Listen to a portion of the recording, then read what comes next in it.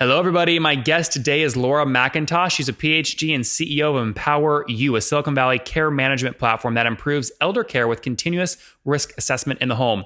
Her background includes 3 startups, training from Johns Hopkins and Stanford, manager at a scientific consulting company, and caring for her own parents at home. Laura, are you ready to take us to the top? All right, let's go. All right, Empower You. What's the company do and what's your business model? How do you make money? So we are a care management platform that places sensors into the home of a high medical risk person in order that we can then describe to their caregivers how they're doing on a daily basis. So we make money by partnering with a company like a home care provider or a health company, provider, who gets a return from knowing that that person is okay or having problems before they end up in the emergency room. Interesting. And a lot of people, there's necklaces where if someone falls, an alarm goes off. Describe to me actually, what does your physical piece of hardware look like? How's it act? So we buy hardware off the shelf. We repurpose home security type equipment because what you've just described is like a necklace, and sometimes there are watches that do the same thing. But a lot of older people aren't interested in wearing those things. And in fact, even with Fitbit, only about 10 to 15% of people will wear one of those devices for longer than a couple of months. So if you're looking for a chronic care situation, like a person who is, 75, has diabetes and hypertension and wants to live in their own home, you want to have data from them for more than a couple of months. So what we do is have sensors on the wall so that we can have that person go about their normal life without having to do anything. There's nothing to wear, nothing to charge. There's no cameras. All we do is event sensing. So we understand if the front door opens and closes, if the TV turns on and off, if there's motion in a room. And then we use advanced mathematics on our background to derive the activity pattern of that person and to describe then mathematically eating, sleeping, moving around the house, and use of devices. So am I her favorite soaps, or grandpa always watches the TV news at 5 o'clock, that becomes an event in the day that we can count on to know if they're on their normal schedule or not. Got it. Yeah. This is usually, grandpa gets home from his afternoon jog at 3:30 p.m. Today it's 4 and we haven't seen that door open yet. Something might be wrong.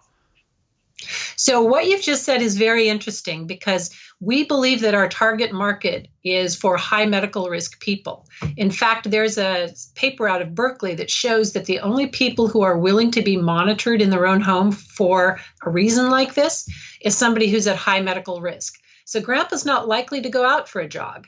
If he was, then he wouldn't really need to be monitored. Sorry.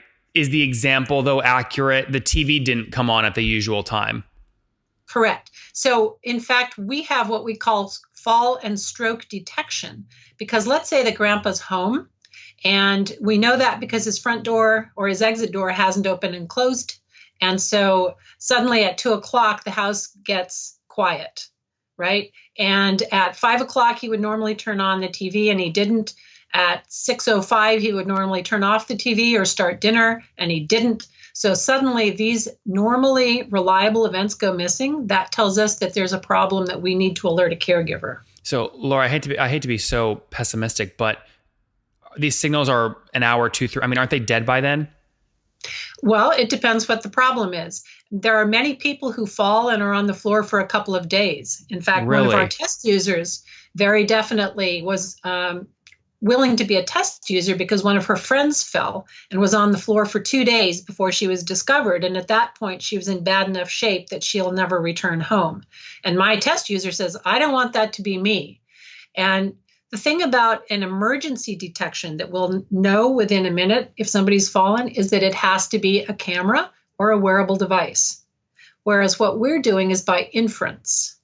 And so an inference takes time to develop. So I would describe us as a backup for an emergency button. Yeah, I was going to say, so why is it better? Why doesn't everyone just buy the necklace? Because the older folks aren't willing to wear it. If you'll recall, 10 to 15% of people will wear these things beyond about 3 months. And so that 85% of people who just says, look, I can't be bothered anymore, those are the people that we are actually helping. Got it. And so how do you make money? Is it a SaaS platform? Yes, it's a SaaS platform. At the moment, we are supplying the hardware. Like I say, we buy off the shelf, Yep. so we don't have to do the manufacturing. But our value add is in the analytics and in the mathematical derivation of a pattern so that we would be able to report to a healthcare provider in the future about things like grandma's slowing down. She used to be able to walk between the bedroom and the kitchen in 7 seconds, and now it's taking her 14 seconds. Maybe you should bring her in before she falls. So who's paying? The healthcare provider or grandma's daughter who's taking care of her? So we believe that the payer should be the healthcare provider, because what we're doing for them is providing a return on investment that in this world of Medicare Advantage and other payment programs where it's a capped payment, those are the folks that get their profit by preventing problems rather than by treating problems. Okay. It used to be that somebody would go to the hospital and they would get reimbursed for whatever the expenses are. These days, a lot of healthcare programs are now saying, we'll pay you $3,000 a month and you take care of grandma. Yep. So in order to get profits, they have to provide care that prevents $3,000 worth of costs in that month. And so what does the average customer pay per month, would you say? That's a good question. We have an upfront cost and then a subscription fee. And if you look at us and our competitors, the average for a subscription cost ranges from about $30 a month to somewhere north of $60 a month. But that seems to be the sweet spot. Is that also where you're at? Yes. Okay. And just to be clear, that's the healthcare provider paying $30 a month for grandma. That's like one patient, right? Yes. Plus the equipment. Okay. But I'm just talking the SaaS fee is between $30 and $60. Sure. Okay. Yep. Okay. Makes sense. And when did you launch the company? What year? So we actually have been in testing for the last 3 years, and we are currently in launch because we are moving from a direct-to-consumer testing situation into this B2B2C that we've been describing now. Yep. Okay, so 2015, you start kind of coding, developing. 2018, you've just now launched. How many customers have you scaled to today in a very short amount of time?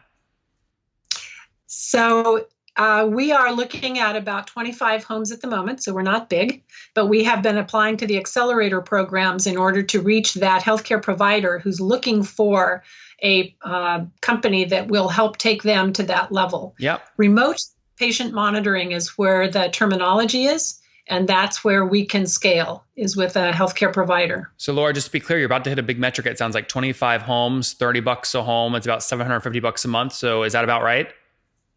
Yeah. Okay. But of course, we can't run a company on that, so we have to worry. So you have to start somewhere. You have to start somewhere, though, right? Absolutely. Have you bootstrapped or raised? We've been bootstrapping. We have a couple of the friends, family, and fool type investors, but we are now looking to raise a much larger round to pay company operations. How much are you hoping to raise in ideal world?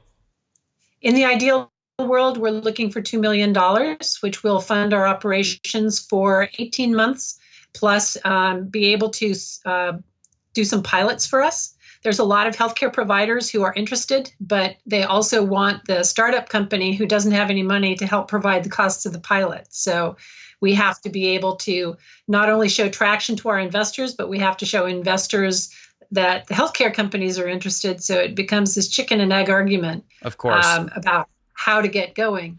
But so, that includes having to get money for a pilot. Raising $2 million, and what valuation do you hope to raise that at? We're looking at convertible notes, so there's no valuation yet. What cap? So we are looking for a 10 million cap. Okay. And so how's it going? Have you found a lead yet? So I've been talking to a number of groups, and no, we do not have a lead yet. No, we don't have the lead yet is the answer. Okay. And walk me through how you got these first 25 homes. How are you getting these customers? They've all been by referral, by word of mouth. We've been to various resources fairs. We've talked with various friends of ours. And it's pretty amazing the number of people. If you start talking to people over the age of 40 and you say you're doing something for elder care, you're going to get an immediate story about their parents or grandparents. And so that's where we've gotten most of our current users. And team size today, is it just you, or what's the team look like? So we have 6 people. We have 3 people who are full-time and then a number of different volunteers and part-time staff. And where's everyone based? We're mostly in the Silicon Valley, but we have some of our developers in Washington, D.C. area. Okay, so California and DC, very good. This is great. You're off to, it sounds like a good start here. When do you hope to close the round by? Well, fall is the best time for fundraising, and we're getting in a little bit late. But we're hoping that by early spring, we'll be able to move. And at that point, we also will hear back about some accelerator programs that would also move us forward. Yep. Very good, Laura. Let's wrap up here with the famous 5. Number 1, what's the last business book that you read? Dear Founder by Maynard Webb. Number 2, is there a CEO you're following or studying? I'd have to say that I'm working with entrepreneurs here. So I'll call out to Barbara Tim Brock. Barbara Tim Brock. And what company is she with? She's with eTrack, which is an IoT company to allow for analytics to be done on commercial vehicles and forklifts and stuff like that. Number 3, what's your favorite online tool for building a business? Wix. Wix. Okay. Number 4, how many hours of sleep do you get every night? I'm a biologist. I try and get close to 8 hours if I can, because I know I'm not in good shape without it. And I also know what happens to people who don't get enough sleep. That's good. All right. And last kind of questions here. What's your kind of current situation? Married, single, kiddos? I am married with 2 boys. Woohoo! Out of the great. house. That's awesome. 2 boys. And how old are you, if you don't mind me asking? I'm 56. 56. Okay, Laura, last question. What do you wish your 20-year-old self knew? How to get out and meet people better. Yep. How to meet folks better. Guys, there you have it. Launched the company back in 2015. Again, really helping folks understand and monitor, grandparents or at-risk grandparents or just elderly in general without them having to wear something around their neck, right? They're looking at patterns. She's looking at changes in patterns. Today has about 25 households paying $30 a month for it. They've just launched. They're bootstrapped, hoping to raise $2 million on a $10 million cap right now. It's empoweru.com if you want to check it out. Laura, thanks for taking us to the top. Thank you. Take care, Nathan.